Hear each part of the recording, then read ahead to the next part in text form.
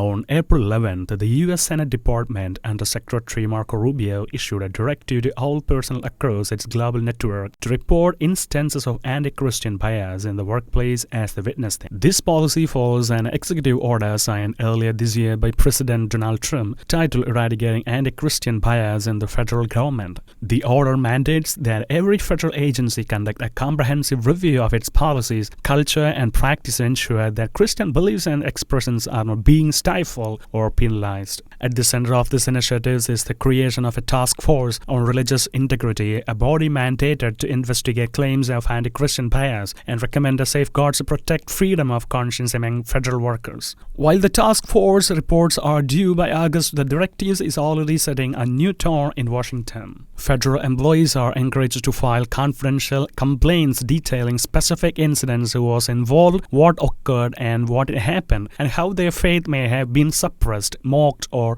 dismissed. For many Christian employees, this is more than a procedural change. It feels like a spiritual turning point in a workplace culture that, for years, has leaned increasingly towards secularism, where expressing traditional Christian beliefs on marriage, morality, or prayer could trigger backlash or professional isolation. This directive offers a new sense of hope. It affirms that faith is no longer something to be hidden behind closed doors, but something can be lived out boldly, respectfully, and without fear. Under President Trump's leadership, both during his first term and now in his return, there has been a renewed focus on protecting Christianity in public square. The latest directives spark a mix of praise and criticism. Opponents argue that it could foster a culture of suspicion or division, blur the lines between church and state, or prioritize Christianity at the expense of other faiths. The task force on religious integrity is expected to deliver its findings in the coming months. International Desk, sgnews.